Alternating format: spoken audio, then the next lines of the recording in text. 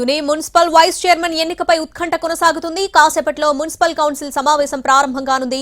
Municipal కార్యాలయం చుట్టూ బ్యారికేడ్లు ఏర్పాటు చేశారు. కట్టుదిట్టమైన భద్రతా ఏర్పాట్ల మధ్య తుని మున్సిపల్ వైస్ చైర్మన్ ఎన్నిక జరగనుంది.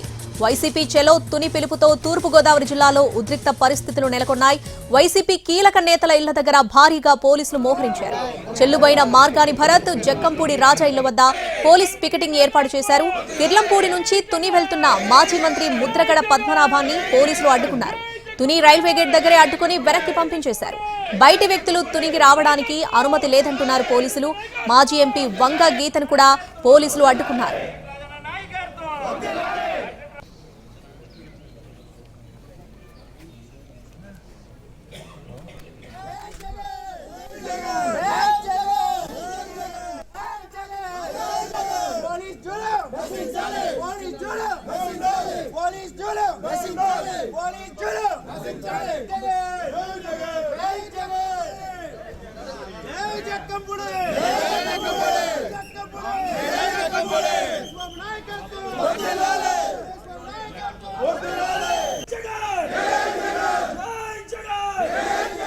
తుని మున్సిపల్ వైస్ చైర్మన్ ఎన్నికపై ఉత్కంఠ కొనసాగుతుంది. కాసేపట్లో మున్సిపల్ కౌన్సిల్ సమావేశం ప్రారంభం కానుంది.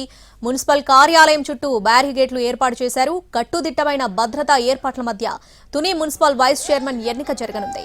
వైసీపీ చెలో తుని పిలుపుతో తూర్పుగోదావరి జిల్లాలో ఉద్రిక్త పరిస్థితులు నెలకొన్నాయి.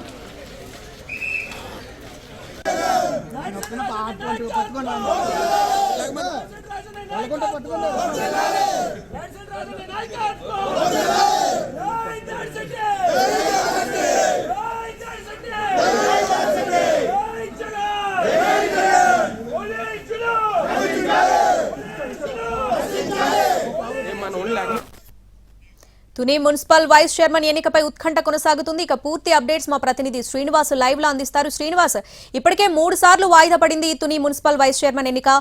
ఈ రోజైనా ఈ ఎన్నిక ఉంటుందా? డీటెయిల్స్ ఏంటి?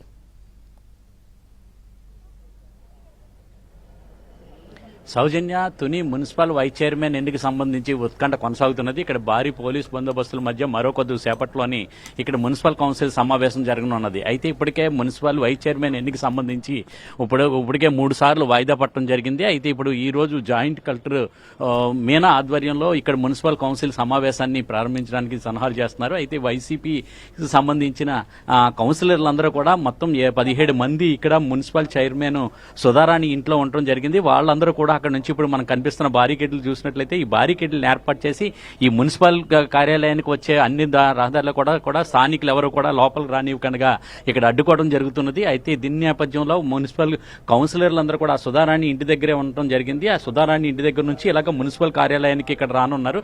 ఈ నేపథ్యంలో మొత్తం మున్సిపల్ కార్యాలయం దీనికి సమీపంలో ఉన్న ఈ రోడ్లన్నీ కూడా మొత్తం 4 రోడ్లు కూడా బారికేడ్లను ఏర్పాటు చేసి భారీ పోలీస్ బస్సు బందోబస్తుని ఏర్పాటు చేయడం జరిగింది. అయితే ఇక్కడ మున్సిపల్ వైస్ చైర్మన్ ఎన్నిక సంబంధించి టీడీపీ వైసీపీ రెండు కూడా డి అంటే డి అంటూ కావడం జరుగుతుంది. అయితే ఈ నేపథ్యంలో చూసినట్లయితే తుని మున్సిపాలిటీకి సంబంధించి 28 మంది కౌన్సిలర్లు ఉన్నారు. 28 మంది కూడా వైసీపీ సంబంధించిన కౌన్సిలర్లు అయినప్పటికీ కూడా ఇటీవల 10 మంది కౌన్సిలర్లు టీడీపీలో చేరడం జరిగింది. దీంతో టీడీపీ బలం 10 మందికి చేరింది. అలాగే ఎక్సెప్షన్ సభ్యులుగా ఎమ్మెల్యే యనమాల దివ్య ఉండటం జరిగింది. ఇంకా వైసీపీకి సంబంధించి వైసీపీలో 17 మంది కౌన్సిలర్లు ఉన్నారు. అలాగే మరొకరు చూసినట్లయితే తటస్థంగా ఒక కౌన్సిలర్ ఉండడం జరిగింది. అంటే ఈ నేపథ్యంలో ఇక్కడ క్వారం ఏర్పడాలంటే 15 మంది ఈ కౌన్సిలర్లు ఉంటేనే ఇక్కడ క్వారం ఏర్పడటం జరుగుతుంది. నిన్న క్వారం లేకే నిన్న ఈ మున్సిపల్ వైస్ చైర్మన్ ఎన్నికను వాయిదా వేయడం జరిగింది. అయితే ఈ రోజు కూడా ఈ మున్సిపల్ వైస్ చైర్మన్ పదవిని ఏ పార్టీ కైవసం చేసుకుంటుంది అనేది అందరూ కూడా ఉత్కంఠంగా ఎదురు చూస్తున్నారు.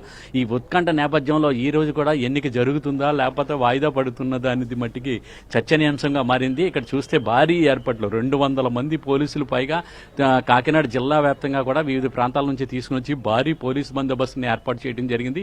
ఇప్పటికే ఇక్కడికి రావడానికి ప్రయత్నించిన వైసీపీ సీనియర్ నాయకులు ముద్రగడ పద్మనాభాన్ని కూడా తుని రైల్వే గేట్ దగ్గర పోలీసులు అడ్డుకోవడం జరిగింది. ఆయన్ని మళ్ళీ అంటే 41C నోటీసులు ఇవ్వాలి కదా, ఎందుకు ఇవ్వలేదని చెప్పి పోలీసులను ప్రశ్నించారు. దీంతో పోలీసులకి ముద్రగడ పద్మనాభానికి మధ్యన కొద్ది వాగ్వివాదం కూడా చోటు చేసుకోవడం జరిగింది. ఆయన్ని మళ్ళీ అక్కడి నుంచి తిరిగి పంపించి వేయడం జరిగింది.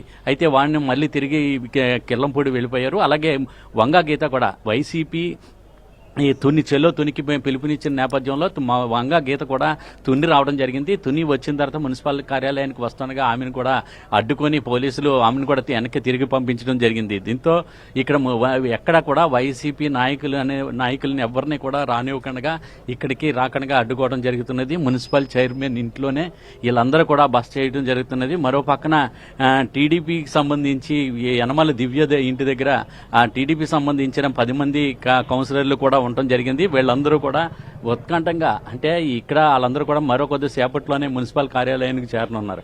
అంటే టీడీపీ కౌన్సిలర్లు 10 మందితో పాటు ఇక్కడ వైసీపీకి సంబంధించిన 17 మంది కౌన్సిలర్లు కూడా ఇక్కడికి ఇచ్చేసిన తర్వాత మాత్రమే ఇక్కడ మున్సిపల్ వైస్ చైర్మన్ ఎన్నిక అనేది ఇక్కడ జరగనున్నది. అయితే 10-15 మంది కౌన్సిలర్లు మొత్తం 15 మంది కౌన్సిలర్లు పైగా వస్తేనే ఇక్కడ మున్సిపాలిటీకి సంబంధించిన వైస్ చైర్మన్ ఎన్నిక అనేది జరగనున్నది. 15 మంది కంటే తక్కువ వచ్చినట్లయితే ఇక్కడ కోరం లేకుండా మరోసారి వాయిదా పడే అవకాశం ఉంటుంది. అయితే మరోసారి వాయిదా పడకుండానే ఎన్నికల కమిషన్కి ఇప్పటికే మాకు భారీ భద్రత కల్పించినట్లయితే మున్సిపల్ కార్యాలయం మున్సిపల్ వైస్ చైర్మన్ ఎన్నికకు మేము పాల్గొంటాము, మా కౌన్సిలర్లందరినీ కూడా వస్తారని చెప్పేసి ఇప్పటికే మాజీ మంత్రి దాడిశెట్టి రాజా ఎన్నికల కమిషన్ కూడా ఫిర్యాదు చేయడం జరిగింది వైసీపీ నాయకులందరూ కూడా. అయితే ఈ నేపథ్యంలో ఈ వైసీపీకి సంబంధించిన కౌన్సిలర్లందరూ మున్సిపల్ సమావేశానికి హాజరవుతారా లేదా లేకపోతే టీడీపీ కౌన్సిలర్లందరూ కూడా రాజవుతారు, మరోసారి రాద్ధాంతం జరుగుతుందా ఏం జరుగుతుంది అనేది మట్టికి అందరూ కూడా ఉత్కంఠంగా ఎదురు చూస్తున్నారు. Soujanya, over to studio. Right Srinivas, thanks for the updates.